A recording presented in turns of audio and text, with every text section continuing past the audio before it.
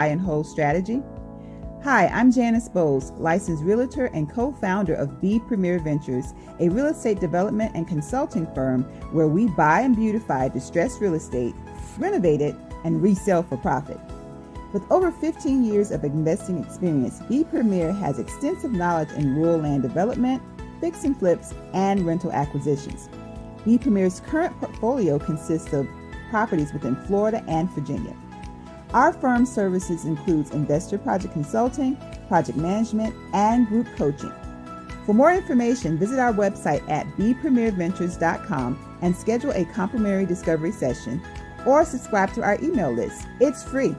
Follow me on Instagram at Janice Bowles for additional real estate investing tips. B Premier Ventures, we buy and beautify.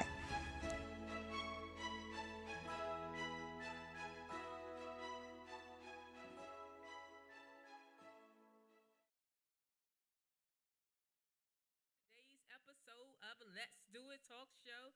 It's your girl, Ladrine Howard Peterson, the CEO and founder of Do It. And you know what I do in a nutshell, right?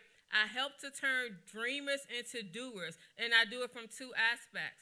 I do it from the aspect of career development, resume writing, interview preparation. You're looking to change your jobs, or if you have a problem on your job, I am your girl. And then I also do it from a business aspect. If you're looking to expand your business, you're looking for marketing strategies, or if you don't know, you have ideas and thoughts, don't know how to bring them into fruition, I am your girl.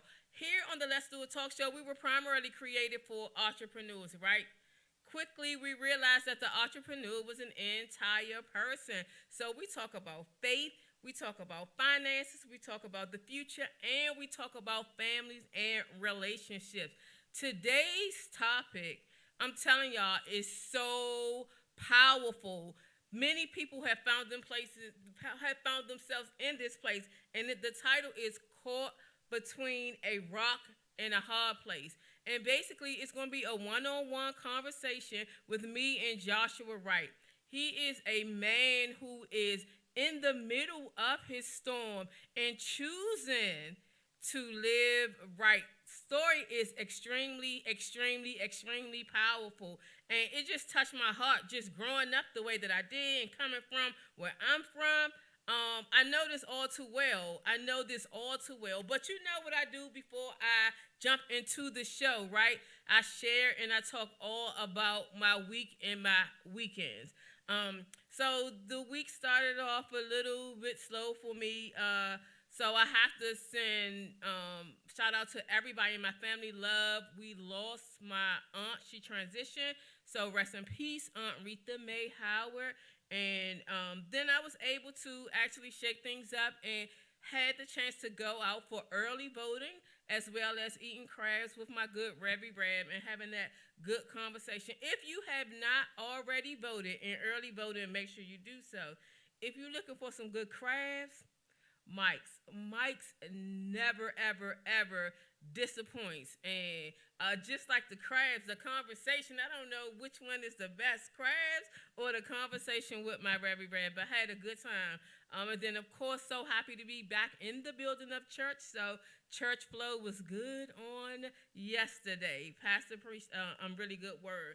And then last but not least, still on these healing kits, people are really going through grief and trying times. And every time I create a packet, it really touches me in some type of way. So that was my week and my weekend. And just keep our family lifted in prayer as tomorrow is already that 1 year anniversary for the transitions of my three great nieces. So we're going to have a memorial vigil at the very place where the fire took place tomorrow evening. So keep everyone lifted in prayer, especially the parents, Janice, Nick, and Tyrell. So, okay, we are going to get started and jump right into this interview. I'm excited. Been waiting for this for a couple of days and so ready to make this happen with Josh. So, Josh, I'm just telling you, story powerful. And if anybody follow me on social media, they saw the information where I began to share a little bit about his story. I did it right purposely in a little teeny quick clipping. So, Joshua, how are you today? I'm okay. How are you today? Good. I'm I'm doing doing well. wonderful. I'm doing well. So thank you for agreeing to be a guest on my show. Super excited about what God is doing in your life and for you to have a platform to be able to tell your story. So, we didn't do a bio, but the way that we're gonna do it, kind of like the questions gonna go in and ask you a little bit, and then we're gonna start from your past and take you to where you currently are, if that's okay with you. Yes, ma'am. So, That's completely fine. perfect. I broke it up into various just subtopics. Just kind of, I feel a book already, and some of the subtopics. So the first one is your past pain and how it propelled to your purpose. So the show, the point of the show, I really want you to share your testimony, right? But before we Hmm. jump into your testimony, I think it would be injustice or disservice to the audience if we really didn't give them some of your background and let them know how you got to where you are. So let's start off with some of the highlights of your beginning and your past. So let's talk about Josh from childhood briefly to the point of when you first got involved with the gangs or involved with selling drugs. Uh, First of all, I want to give honor to God, who is the head of my Amen. life. Um, Joshua, starting at a young age, I grew up in church as a kid. My parents were pastors, bishops, and they were always in church. And growing up, I was in church. Well, you know the saying when they say the kids start smelling themselves. Yeah.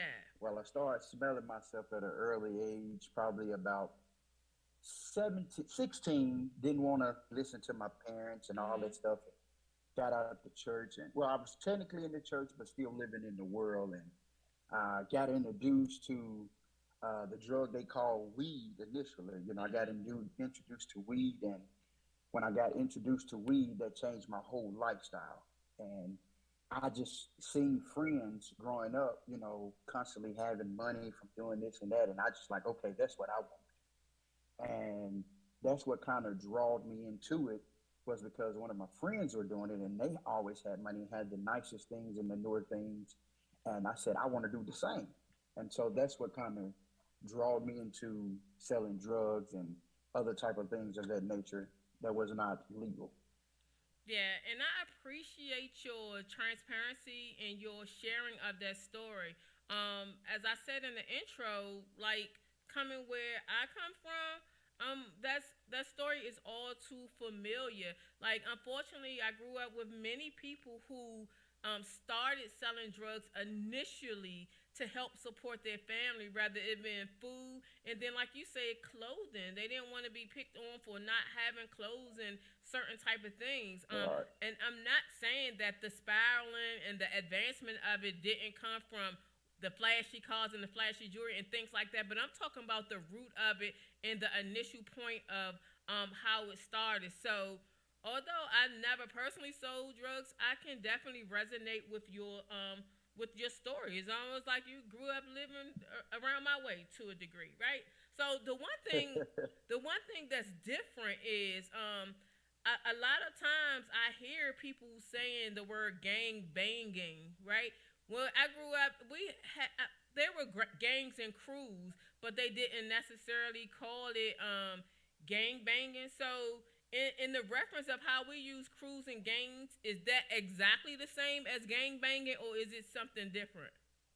um, it's technically the same thing, technically, but you have different laws and different bylaws that you have to go by.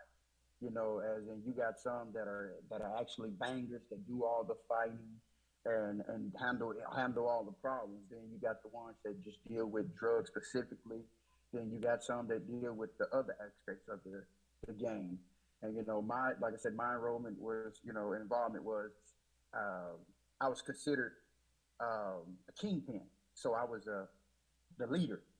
You Okay. know, I got up to the leadership role, Okay. and so Okay, so wow, okay. So, given that, like, what was your breaking point? What was the breaking point where you decided that life was no longer what you wanted for your life? What was your breaking point? well, my breaking point I would have to say was is I ran into an individual. I'll never forget it. I remember it like it just happened. I ran into a older lady from my mom's church that used to go a long time ago, and she had said something to me, and she was like, you know, you're supposed to be in the church. You don't supposed to be doing this." She said, "But I ain't going. I'm not here to convict you. I'm gonna Right. pray for you." And Mm. I said, "So you gonna pray for me, even though you know what I do?" She said, "Yes." She said, "Because me fussing at you ain't gonna do nothing but draw you farther away." And that right there changed my whole mindset. And I started begin to think. I was like, okay, is this what I'm supposed to be doing, or is this just something that I want to do because I like the money? And when I realized that I didn't have love, that I loved my life more than I loved money, and my kids, I knew it was time for me to change my life over.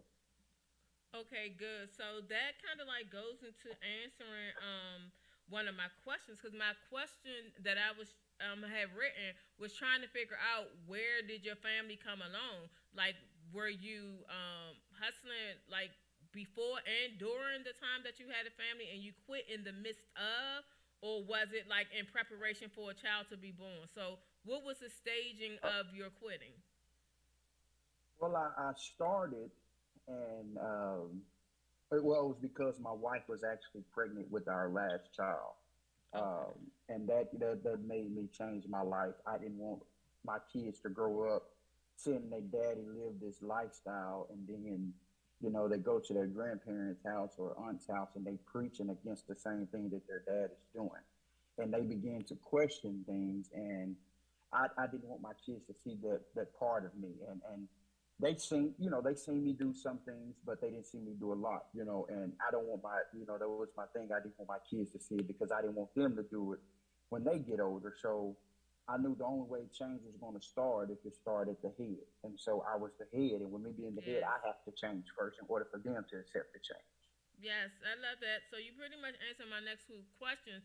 And I'll just ask, just in case you have anything else to add. So my question was leading from my leading question from that was also the impact of your family. Like, how did it impact your children? How did it impact your relationship with your wife?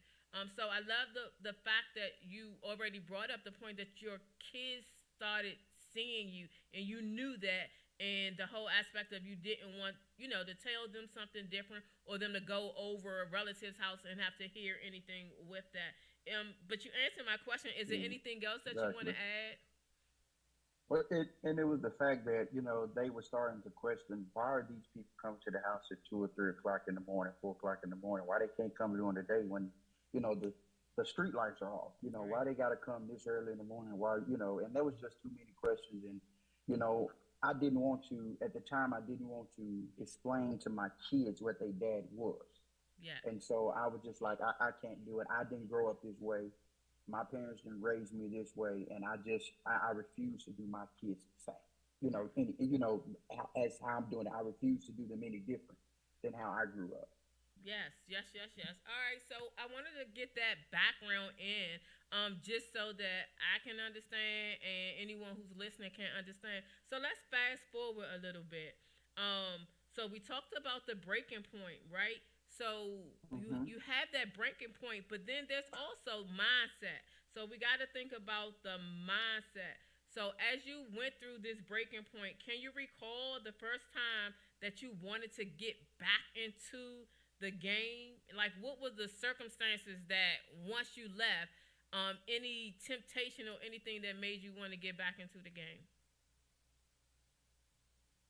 Oh, Jesus, there was a lot of temptations there at the beginning because when I left, the saying is, when you're in, the only way to leave is in the body bag. Mm. And I had different people approaching me, asking me if this is what I want to do, and I was like, they seen that I changed and that I was trying to do better for my kids, that they was able to accept the fact that I didn't do it just because out of, anger or hate. I done it for my kids, Right. and um, and that, when that transpired and that first temptation came along, I was ready to go back because he came. I never forget it. The guy came to me and he had $15,000 in his hand, and he was like 15 to do the first to go, and then you got another 100 when you get done. So I was ready to go because I was seeing the money. I was like, oh, that's good money, clean money. I ain't got to do nothing hard for it.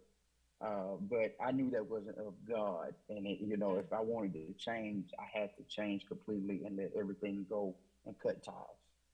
Okay, so let's just like lay this out, right? So you Hmm. just talked about a proposal that you had where it was 15,000 just at the tip top in the beginning, and then you go into a couple days or however long it takes at the completion of it is 100,000. We talking $115,000, like 15,000, 100,000, 115,000, and then right next to that you're having some issues, you're having some financial issues, you're having money issues in terms of that. So let's just like go in it real. Like I never sold drugs and I haven't sold drugs, right? So I really Hmm. try to empathize and put myself in your shoes. Hmm. And I tell you, brother, it is a challenge even for me to even try to put myself in those two baskets of trying to do so. So tell me in terms of when after this money's been offered to you, the times that you had trials. So you talked about some of the struggles that you had. By the way, I met you on Clubhouse. So and I heard your testimony there. So you talked about some of the troubles that you had and some of the trials that you came about financially. Share a little bit about the financial issues that came across. Um, well, after I gave my life to God, you know, he mentioned to me that I was going to have to everything that I gained worldly, I was going to have to lose. Because of my background and the things that I used to do, no job really wanted to hire me or give me a job. They would look at that and would get scared and immediately, no, we can't give you a job. So, we started to lose our home. We lost everything. And, we didn't even know where our next meal was coming from. Didn't have, money for anything. And, I was like, okay, I'm ready to go back to the street when I know I had plenty of money, doing all this and doing that. I started to get ready to make phone calls to tell people I'll do stuff, just so where, you know, I know I had the money because we were dealing with financial situations, something Right. that I wasn't equipped for or used to having to worry about because I always had it Right. constantly. And so, I was one of the ones I'm used to giving to people whenever they was in need, not me, people giving Mm. to me when I'm in need, and it was a struggle and it still is a struggle. And and I thank God about it for daily, and I ask God to bless me and encourage me to be able to accept blessings from people, and to let people help me and not, stress out about Okay. So I want to ask you one question, and then I want you to put a pin right there because we're gonna jump right back there where we were. But it. Okay. you mentioned before this you gave your life to God. So I didn't know on what part of your Yeah. pathway that you gave your Uh, life to God. So let's talk about that a little bit. What was that experience like? What was that moment? What was that Holy Ghost talking to you? Tell me about that. on October the 16th, when I gave my life to God, he had told me I was going to lose everything worldly. And so the experience, what I felt is it was like I felt different. And I was talking to God and I told God I didn't want to live this lifestyle anymore. And he said, I started praying and I haven't prayed at that time. I haven't prayed in a long time. I wasn't talking to God for nothing because I felt that, some people that I lost in my lifetime doing the things in the world, Mm-hmm. God wouldn't allow that to happen if He was Mm. God. And I was mad because God done that. But I come to realize it wasn't God's doing. It was when they say when you live on disrespect your parents or disrespect people in general, and you live your life a certain way, you cut your chain short, your chain to be short.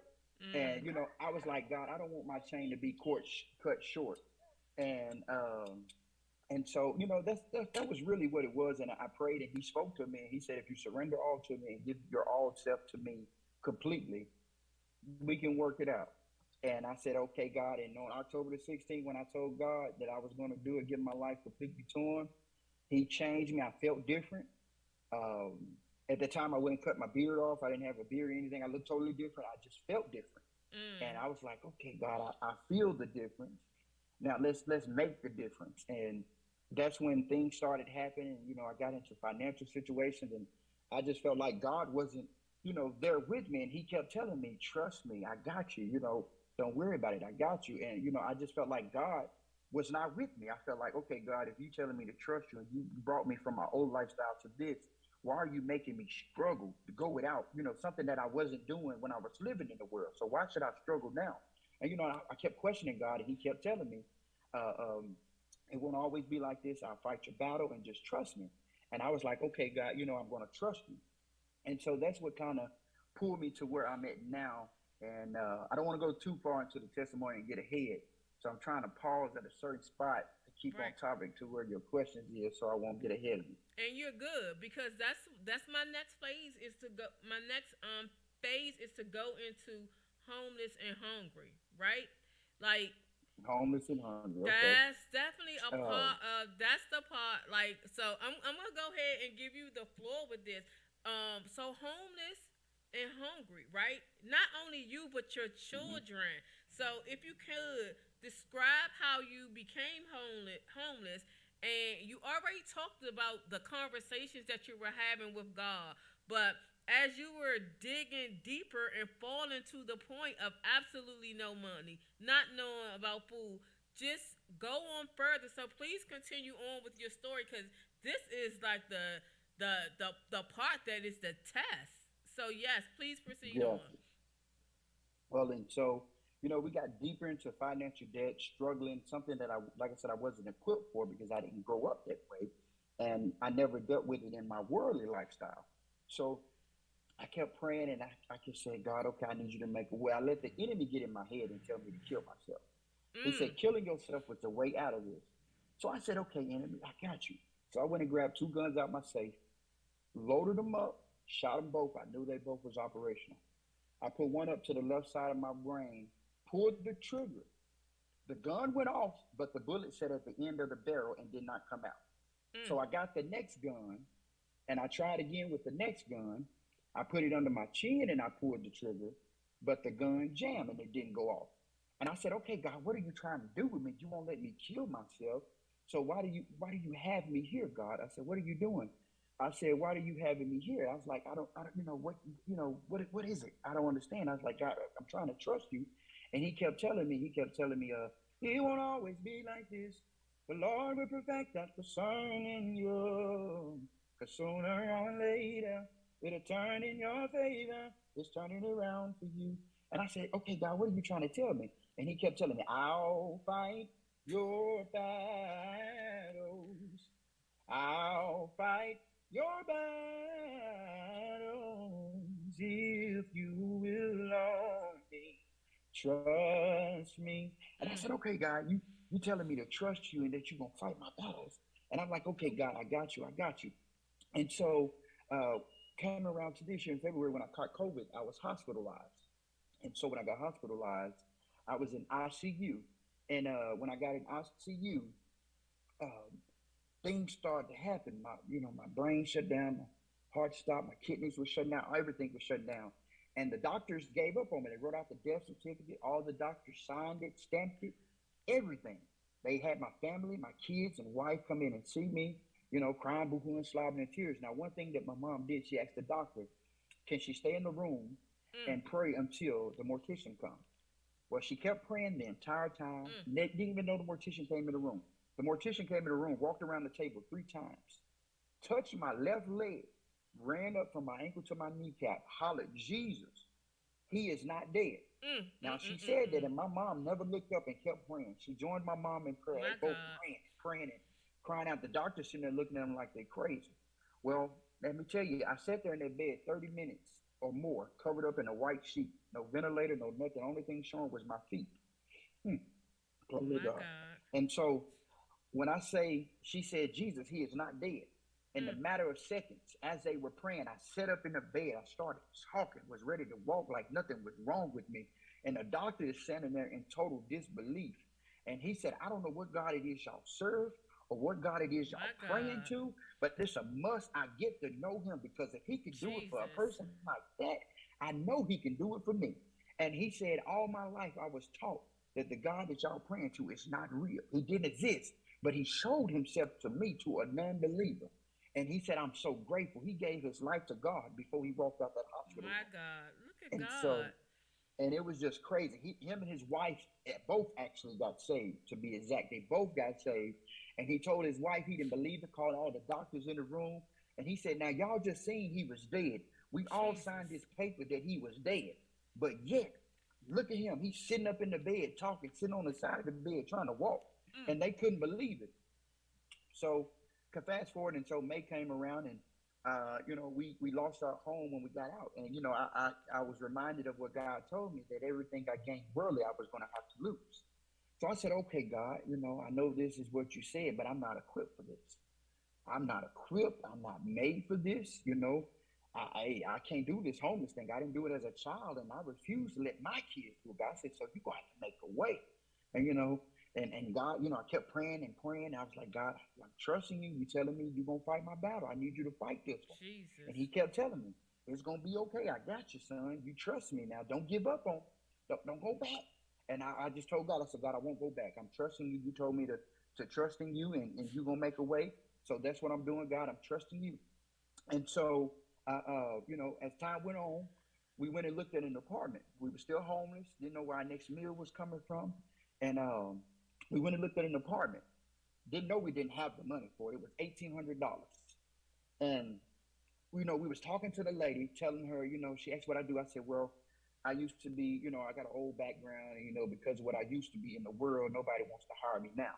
And she was just like, oh, okay. And we just went to talking and talking, and she gave us the application. We get halfway through the application. She walks back in and she's crying. I'm thinking maybe my kids do something at her or hit her or something. I was like, oh my God, what did these kids do? And she just crying, she crying. And she said, but God in me won't allow me to let y'all leave out of here and me not give y'all this apartment. Mm. She gave us the keys, and she said, I can't let y'all sleep another day in that car knowing you got babies and I got all these apartments. I'd rather y'all sleeping here on this floor than y'all be bunched up in that car. I said, quit playing with me. She said, yeah, I can't do it. Gave me the keys. And she said, here you go. She said, and matter of fact, in 2 weeks, just bring me $600 instead of the full $1,800. I immediately started crying, thanking Jesus, hugging this Jesus. lady, saying, God, Jesus. you showing yourself more faithful. When I was ready to give in, you showed yourself. When I was ready to throw in the towel, you showed yourself. Mm. You kept telling me to trust you. And Yes. that's, and when I trust you fully, you made a way. So just because I had that doubt in my head, thinking that I was going to go back to the world, but when I fully gave that trust over to God, boom, just like that, My God. blessed me to get the house. So I was thanking God for that, thanking God for that. And I know I needed the lights and stuff on, and it was $400 plus a deposit. Knowing I didn't have it, they gave me to the Friday. Well, come along to Wednesday, I was praying to God. I said, God, you're going to do this. I'm trusting you. You're going to do this Amen. for me and my family. I'm trusting you. You said trust you. And a lady I didn't even know blessed us with the $600 to pay for that rent. I said, God, quit playing with me. And the lady said, I don't know why it is, but I'm blessing you with it. And Jesus. I just immediately started shouting and said, God, you showing yourself more faithful now. You said if you get it for me, you was gonna bless me for me to take care of it. And I said, you just did that, God. You did that. I said, I'm trusting you. You just grew my faith even more. I said, it's even bigger than the mustard seed. And so I said, okay, God, you're gonna make a way. Get a knock on the door on Friday. I'm thinking they there to disconnect my electricity and my power. No, they said, well, we just here to give you, to let you know we're here to switch your stuff over, and gave me the paperwork and My said, God. somebody paid your deposit plus your bill for up to 6 months. I said, quit playing with me. Mm, And when mm, they mm, showed me mm, the mm. paperwork that it was paid, I immediately went to talking to God, Whew. calling out to Jesus, like, God, you're doing it. Ready when I was just finna give up again, God, Jesus. you came through and made a way. I said, God, you done it. You didn't have to do it, but I'm thankful. I said, I'm yet thankful. You keep telling me Yes. to have that yes spirit, God. And I said, God, I'm so thankful. And I said, God, you didn't have to do it, but you did it for me and my family, God. And I said, I have no choice but to thank you, God. I have no choice but to thank you. And so, fast forward, I said, God, I know we need food. Well, I went to this food pantry, and I didn't share this part with some people because I was kind of embarrassed about this. Okay. And I went to the food pantry to get food. And the lady that was at the food pantry stopped me at the door. She said, what you doing here, boy? I said, excuse me? And, the old me started, flashback. I Mm. was like, excuse me? She said, what you doing here, boy? I was like, well, I heard this is a food pantry. I filled out the paperwork. I need to get food. Oh, we don't service your kind here. I said, do what? We don't service your kind. Now, the old me wanted to come out and act the fool. I was Yeah. prepared to act the fool and go to jail that day. I was ready. I was hot. I was in tears. And I just walked out. And I just cried and cried. I said, God, I need this food. God, why are you doing this to me? So And let me something let me said, go back. pause you for a So I moment. went back. So Ma'am, so just to be clear on we don't serve your kind, was it a Caucasian lady? Was it something like what did she oh, mean like your kind? What was uh, she was a Caucasian lady. okay. And more than likely, I knew she was meant she don't service African Americans. Right, And okay. so when I went back in, I ran into it was a gentleman, and he said, "What I can help you?" I said, "I'm here to get a food pantry box." Shook my hand, took my application. He said, "Oh yeah, you qualify for it." And we just talking about God, and he fixed me the box. And as we Wow. walking out, that same lady come back out. She said, "What are you doing, boy?" And the youth pastor said, "Oh, we giving him a grocery box." I told him we don't service his kind here.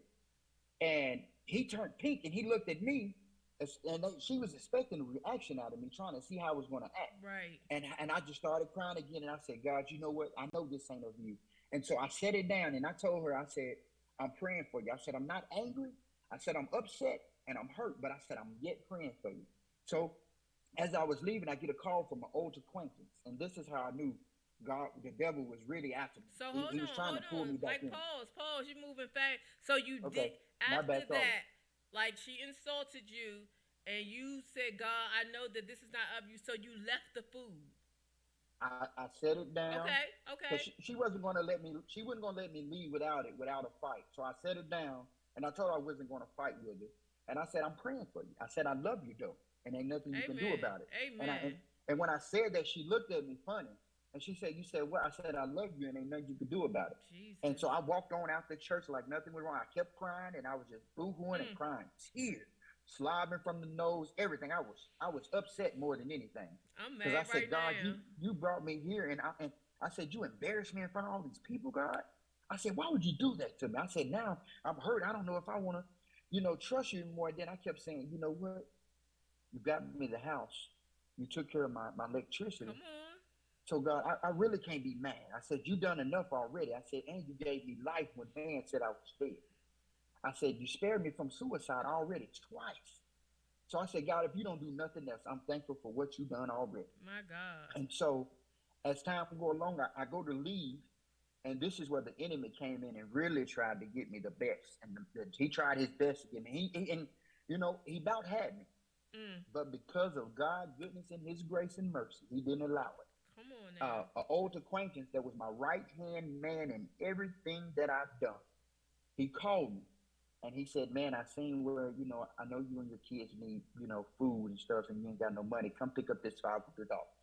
Well, I was a little embarrassed because I didn't let people know that I was out without and stuff. I just let God work His way and do what He was going to do.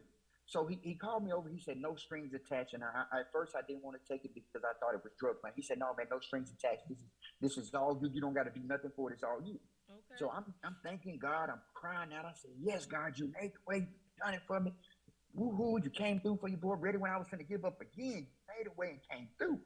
And so I said, and something in my belly, you get that gut feeling now something ain't right and something about to happen. And I got that gut feeling. So I was like, okay, God, what am I going to do? What am I going to do? And so I said, God, give me a sign that this ain't of you. I was expecting God to answer immediately like he done all the other times. Well, he didn't answer me immediately. So I was like, okay, this must be of God. He know I needed it. So I took the money and I took the money, Mm-hmm. and as I was leaving, I didn't get less than a mile from his house before the feds and the cops pulled me over. Mm. They searched my car, everything tore it apart, looking for drugs, drug money, and everything. They said, "We know you do drugs. We know you're a kingpin." I said, "Man, I'm not a kingpin anymore." I said, "I don't do that." I said, "But if you want to," he said, "Once a kingpin, always a kingpin." I said, "Well, if you want to lay me as a kingpin, I guess I'm a kingpin for Jesus now." I said, "Because Amen. I'm not a kingpin for the world anymore. I don't do that anymore." Mm. And he said, "Oh no, you a kingpin. Once one, always one." I said, "Okay, if that's what you want to say, you can say that." I said, "Did you find what you were looking for?" And he said, "Where are the drugs and the money? We got you on camera. We got you on tape going to his house. We got him on, or got you on wire. Him calling you. So what is it?" I said, "Man, I don't do that lifestyle anymore. I'm just crying and crying and crying." And I told the cop, I said, "You just confirmed to me that what was given to me was not of God." I said, "So Mm. I'm gonna give this to you, and you can have it. I'd rather go without than to sit here and take this money and let the enemy tell me, you see how quick I just gave you that? I can give Wow. you double that in a matter Wow. of minutes, a matter of seconds." And in my head, I'm like, "But you need this for food. You need this money for food. Your kids ain't ate in a couple of days. You need this money for food." And I was like, "Okay, God, you know what?" I gave it to the cop. I said, "I don't need it.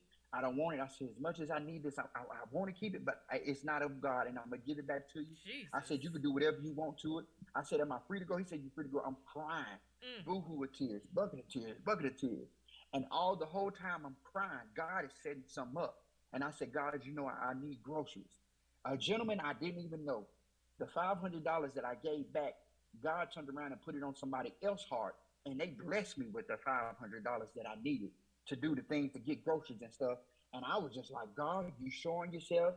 And I was finna throw in the towel right when I was getting ready to go back to my old ways. You made a way, and I didn't have to go back to my old ways. You kept me to where I needed to be, God.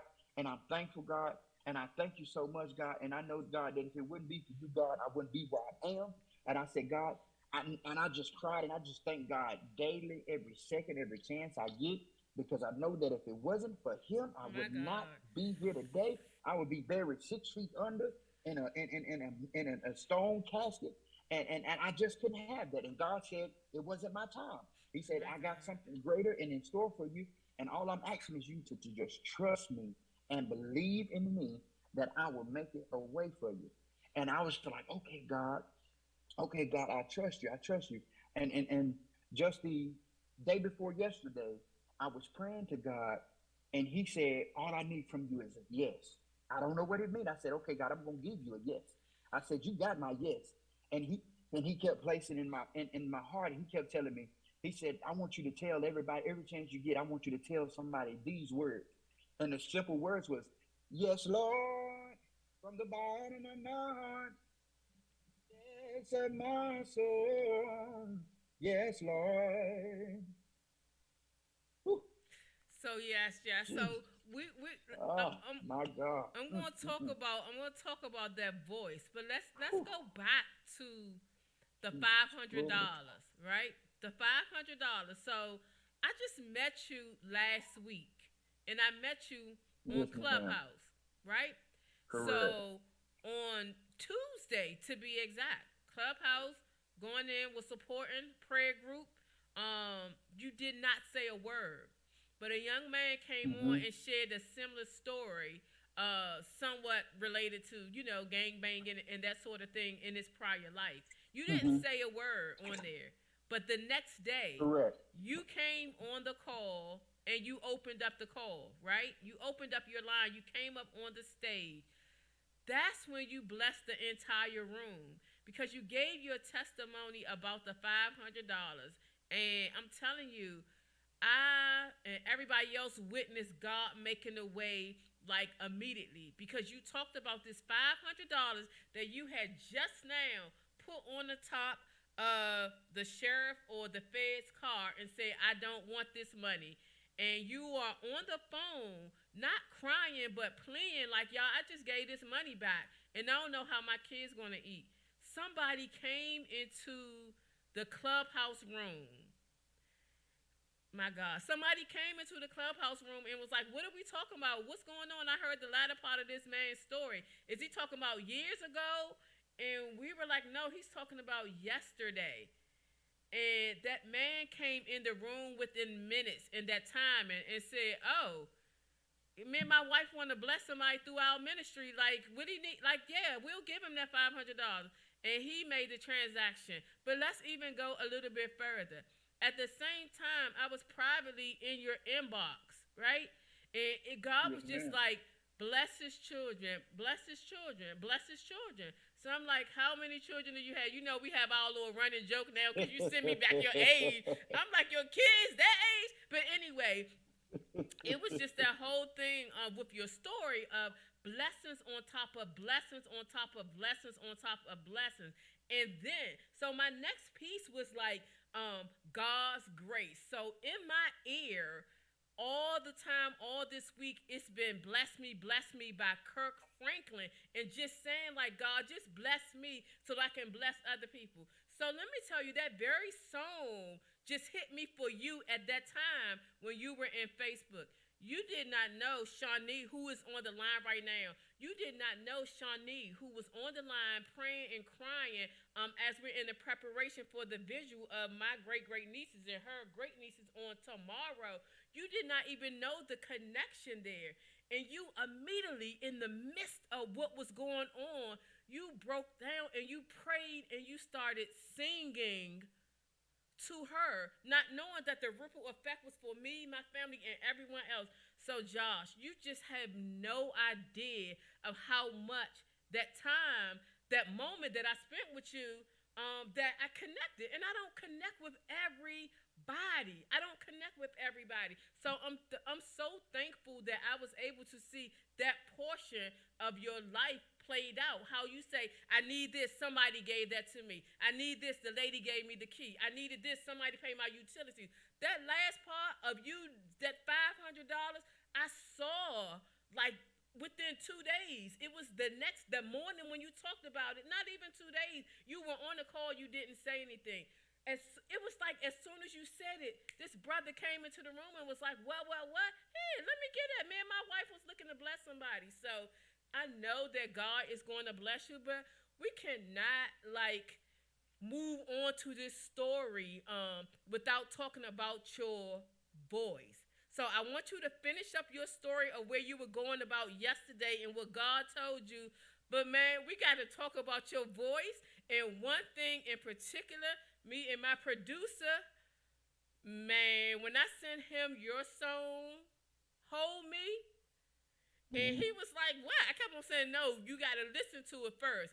When he texted me back, we are in awe, and we'll share the reason why in just a moment. But I want you to finish up your story. But I didn't want you to slide past what happened last week in that $500 because I witnessed that, and a whole group of people witnessed that Yes, we within a did. week. So you slid through Yes. that like that, and I'm like, that's when I was wild. So I definitely wanted to make sure that you get that part in real good and nice and slow. But please pick up from where you were going in terms of yesterday and today, and then we gotta talk about your music. Yes, ma'am. It's a must. Yes, ma'am. And so I was praying to God. He kept telling me that we need to have a yes spirit. And I was like, God, I don't know how to tell these people that we need to have a yes spirit. He said, I bless you with a gift. I want you to use it.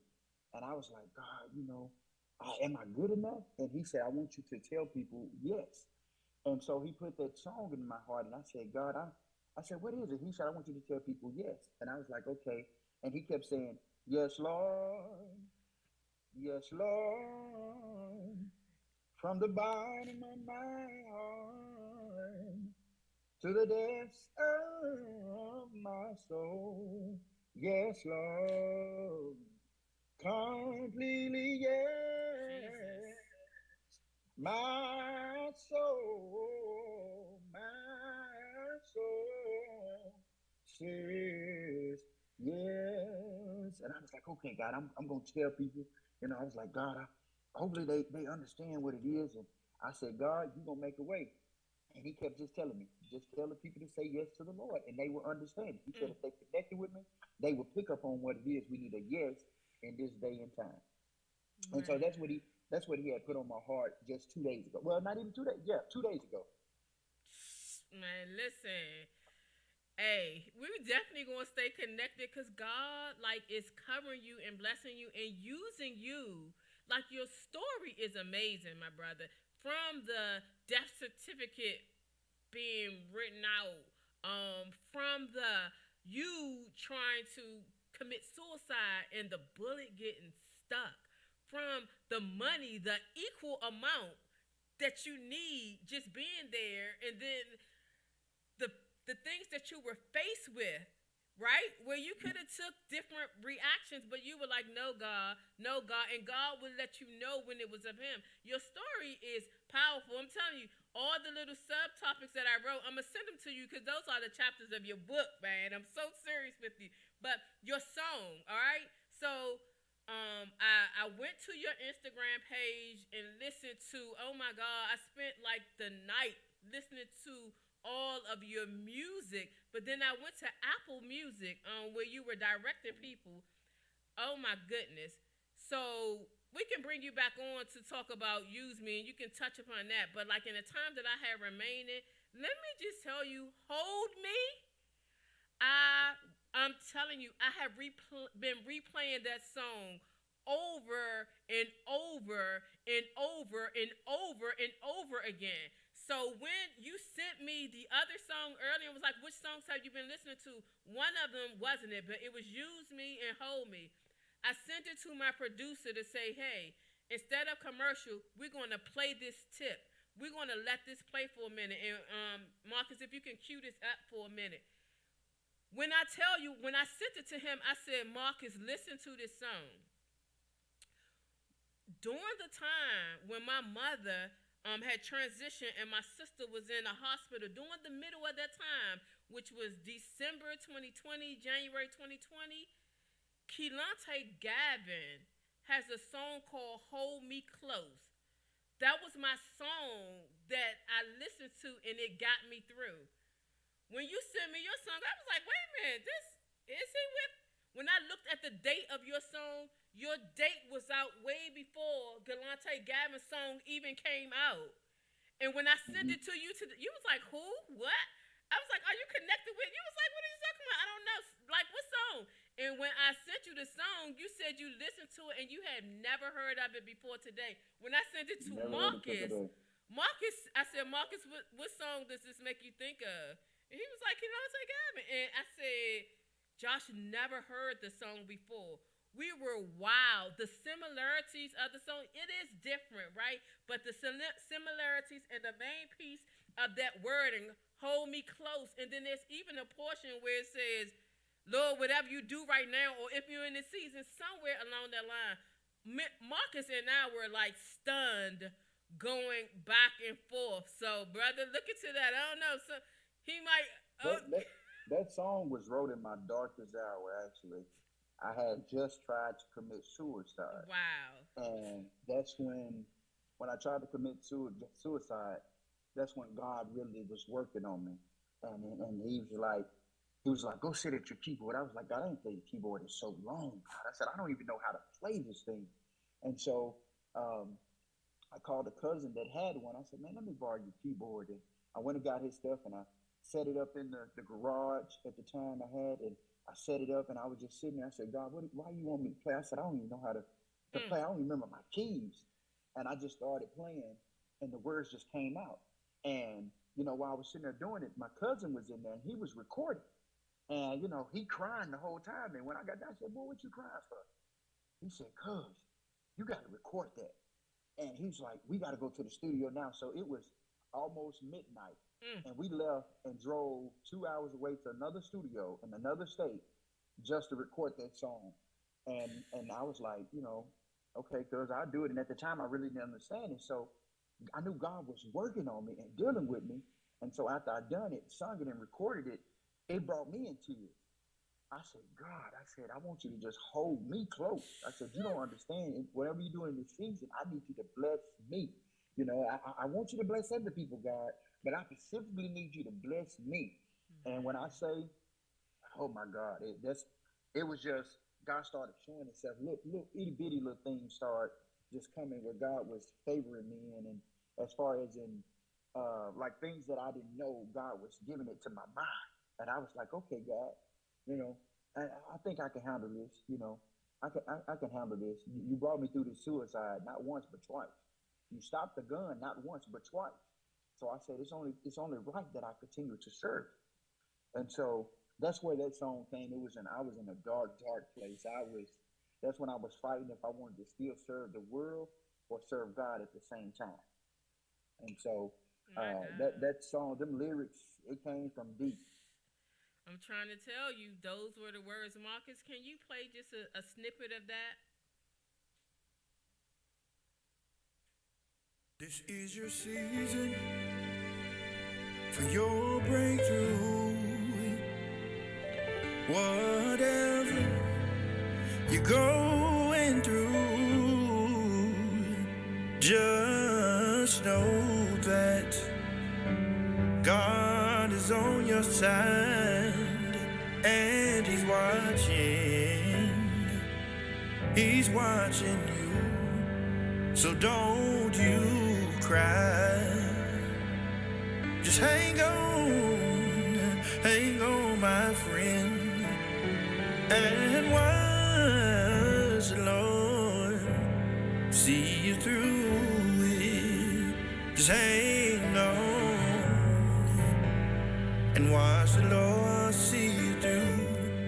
And tell the Lord to please hold me, That part right there. hold me close. Please hold me close. Whatever you're doing in this season, Jesus, please hold me close. Whatever you're doing, my God, please hold me close. God, I don't want to fall again, God. I'm tired of falling, Jesus. So please hold me close. Hold me in the cradle of your loving arms, Jesus. Please hold me close. So whatever you do, Jesus, in this season, God, I want you to hold me close. So God, please hold me close.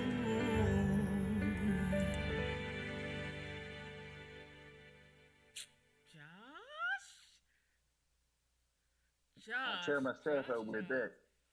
Woo. So listen, I'm definitely gonna bring you back.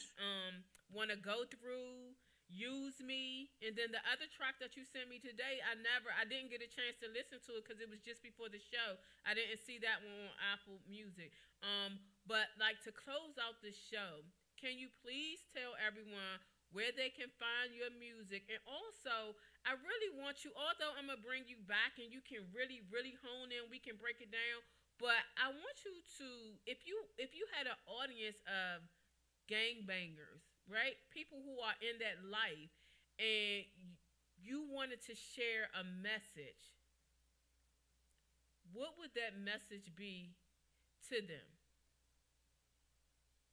If I wanted to share a message to them, I would tell them that.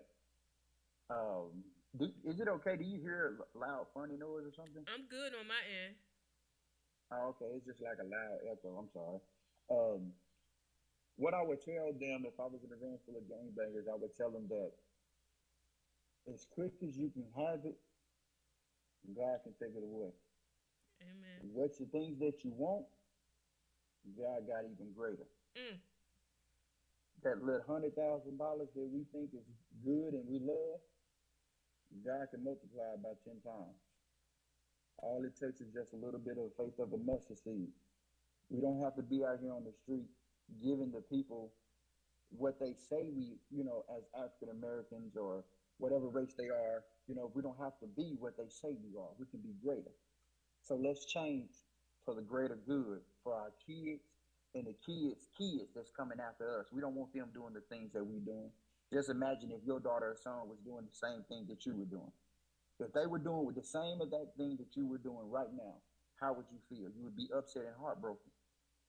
And that's what I would tell them. And that's kind of what really got me was my kids. Yeah. And that's one thing that'll get any man. I don't care what they say. A man weakness is his kids.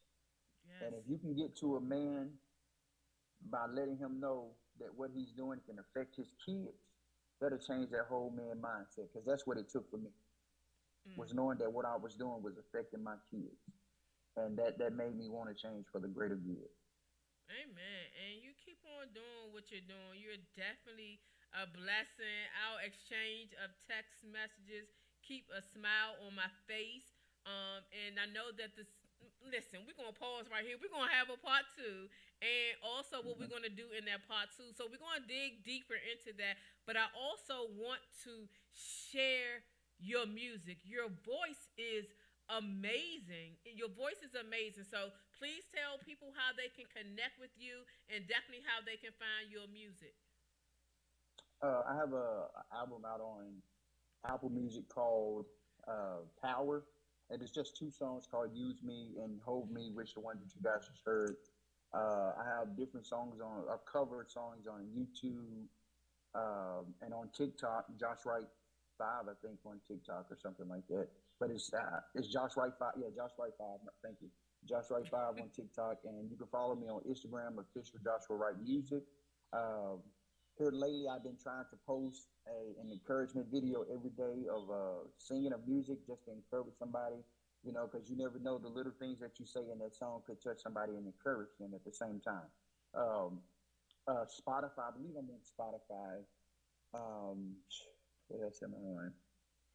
Yeah, I'm on Spotify. So you can go on Spotify and find it, Apple Music, and YouTube.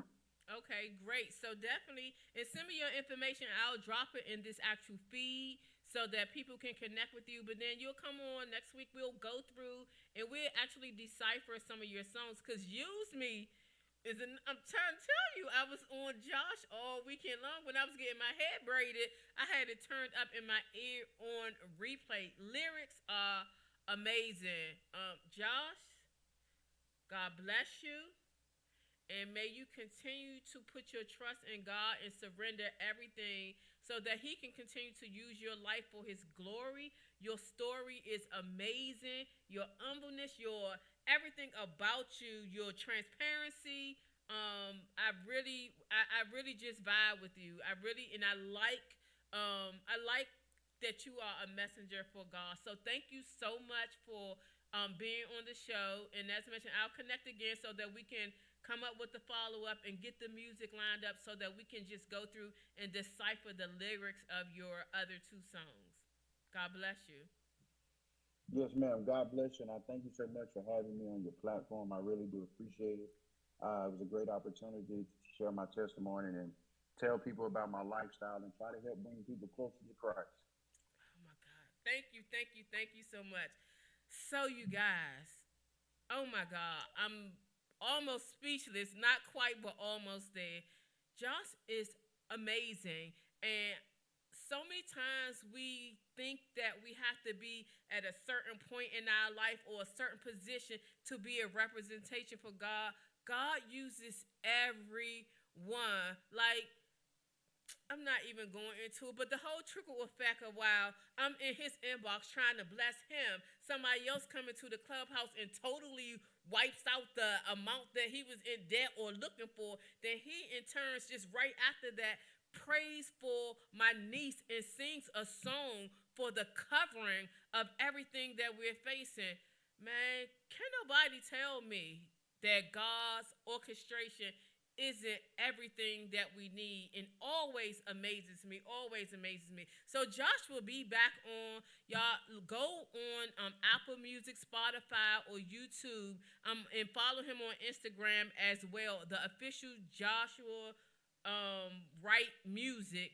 And on YouTube, I'll get his information, but I went on Apple and just typed in his name, and I have been listening to those two songs over and over and over again. So thank you so much to everyone who has tuned in. My brother Jason, Shawnee, I got your message there. Tomorrow's gonna be a tough one, but God's got us. So definitely, I already gave a shout out to the parents of our great nieces. Tomorrow is gonna be a trying time, but God has everything in control. And huge shout out to my minister Andre. Minister Andre, I wasn't calling no names in terms of what I grew up with and what I grew around.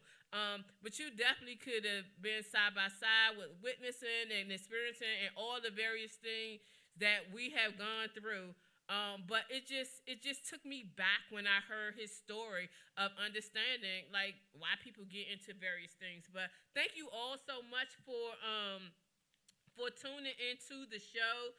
As you all know, next week we shifting a little bit. We're gonna come back for part 2 so that we can finish up his information. I didn't want to rush his story. He has a lot that's going on, and he's not all the way fully out of it. This brother is praising while he's in the midst of. Also coming up, as I mentioned, we're gonna have a lot of panel discussions. And then I'm also going to have a brother Dante Smith who has a similar story, not exact as Josh, to come on, but mostly for the remainder of the month, a little bit of this and a little bit of that for the August month. And then, because we have to talk about that McDonald's issues with the dad bringing that child that one meal. I know it's been a minute, but we have to talk about that. There's so many levels to that, but thank you all so much for tuning in today's show. And remember, if you ever catch yourself between a rock and a hard place, God is always in the middle of it and will find a way to help you see that he is right there in the midst of it. So trust him. So you all be blessed, and I'll see you all next week. Bye. I want my life to be used by you. No other one can do the things you do. I will be perfectly saved and true. My life is yours, God, so use me. My life is yours, God, so use me. My life, Lord, is used by you. Use me because I'm yours, God. Because I'm yours, I'm not my own. Because of you, I won't be wrong, God. Because of you, use me, God. Please use me. Take my body, Lord, and make me new. I'm yours, Lord. I'm yours, Lord. Let me love again, my God. Let me love again. I'm yours, God. I'm yours. I don't want to be nobody else's God, 'cause I'm yours, God. I'm yours. Take my mind, Jesus, renew it now, God, 'cause I'm yours, Lord. I'm yours, till there's no more of me, God, and all of you, God. Take me, God, take me, God. I'm yours, Lord. I'm my God. I'm yours, Lord.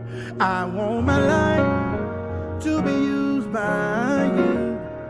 No other one can do what you do, Jesus. I will be perfectly safe and true. My life is yours, God, so use me. My life is yours, God, so use me. I'm yours, God. I'm yours.